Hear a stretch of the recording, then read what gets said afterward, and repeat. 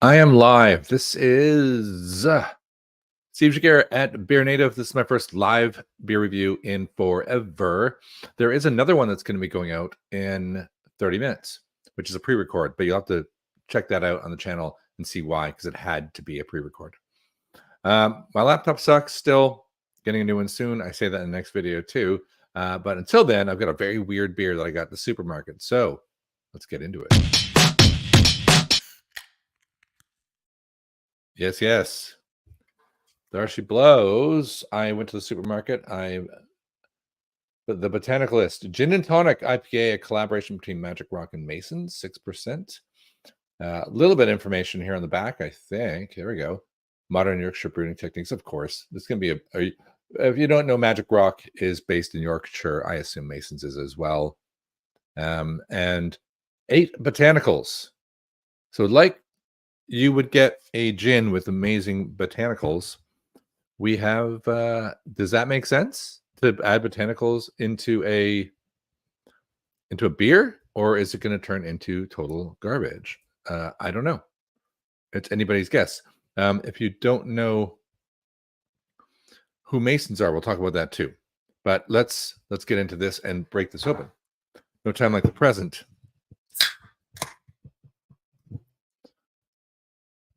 Masons makes gin. Let's just put it that way. And they make a Yorkshire gin, which is really hard to get, even though I'm not that far from Yorkshire. So I'm guessing they got the botanicals. Oh, wow. It smells super lemony. Very clear. You know, I should get a plain glass. I'm always giving Seven Brothers free advertising. A little bit brown, actually. I wonder what kind of malt is in there. Wow, it's like really lemony and really floral.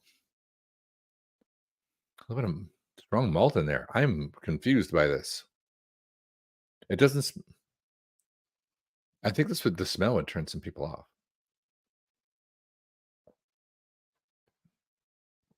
Oh my god! If you don't like West Coast IPAs, you're not going to like this beer. I do, but you have got to be kidding me! Like that is so. That feels like juniper. Yeah, it tastes like someone poured a shot of gin into my West Coast IPA. It's 6%. It's really bitter. I wonder what the IBU is on it. It's I didn't look do enough research. It's bitter. It's got I wonder if it's got laurel hops in it, because laurel hops are floral. It's very floral. It's like lavender almost. That kind of bitter and pretty intense. Woo! I'm gonna try again. See, my palate gets used to it.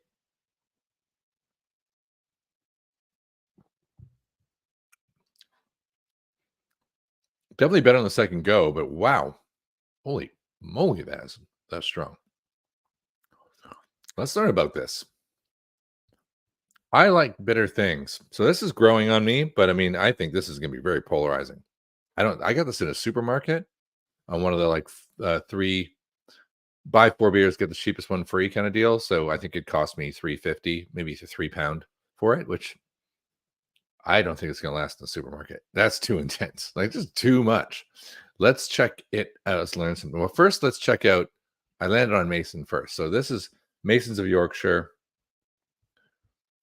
I don't know if they talk about what goes into their gin, but they've got, so you get the idea. This is why it's a collaboration between a gin company, right? I did find it just before I started. A little guide to gin botanicals: juniper, sweet gale, orris root, angelica seeds, coriander. Like these are examples. I don't know what the 8 are, but here it is at Magic Rock. For $4.30, I did not pay that. Do not buy this from Magic Rock. You can get it cheaper at a supermarket. I think it was Morrisons. I believe it was. I'm positive it was Morrisons. And it is secret mix. 8 secret. Oh, there we go. 8 secret botanicals. Definitely, there's juniper in here. It's got that citrus notes, pine zest, trace of sweet bitterness, grapefruit, and juniper. Yeah, for sure. It tastes like gin, but almost tastes a little bit like tonic too. It's got a bit of that quinine kind of bitter about it. What we got down here? Oh, good. Brew sheet has information. Fabulous. Mosaic. Okay. Not really getting that, but I guess. Centennial and Columbus Cascade. Yep. And lemon drop. Oh, I said laurel. Okay. Lemon drop's messing with my head. Lemon drop is like power citrus zest, but sometimes associated with like the bitterness that comes from tea or green tea or very herbal. Anyway, very herbaceous. So that's the punch that I'm getting from this beer. Yeah, it's got action. I'm gonna sip it again. And then we'll just take a little.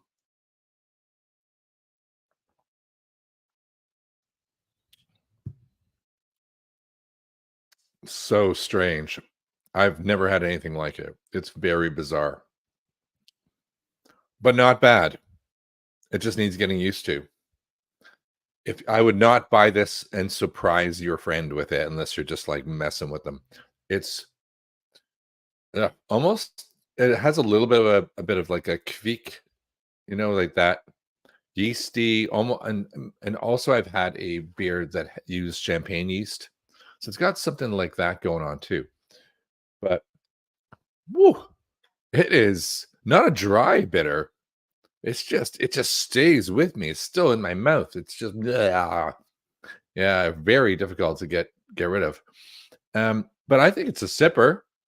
And if you want to be adventurous and you do like gin and tonics and you like juniper and you like that, like what that does, and you want to be daring and try a West Coast IPA that is just super floral, go for it. I think I would never drink more than one. Like I'd have one and go, "Whoa, that was a beast," and then I'm going to move on to maybe something like dank, just to kind of switch channels. But it's fascinating. I think it's a worthy effort from the collaboration of Magic Rock and Masons. I'm very curious to now go out there and see if, because it's in a supermarket, there must be other people reviewing it. So now I might after this go and look at other reviews and see what other people think, because I think it's going to be like I hate it, I love it, and no one in between. All right, that is it. I think if you love beer and you love West Coast IPAs and you love bitter drinks, you got to run out and get some of this before it's no longer in the supermarket, because it's expensive on the website. The Botanicalist Gin and Tonic IPA at 6%. Wonderful little collaboration. Juniper thrown me for a loop. Lemon drop hops you don't see very often. I think it's worthy of a review for sure. I'm going to be back doing a few more reviews. I've got a really special announcement that I'm going to be doing, I think, tomorrow. So tune in to do with the brewery Spookton. I've done a review of those. So I'll try and stick a link to the Spookton one up there because they have just opened a tap room. Shh. But I'll say it properly tomorrow where it is and why you should go visit it and check it out. All right, that's the end of this one. I'm Steve Jaguar.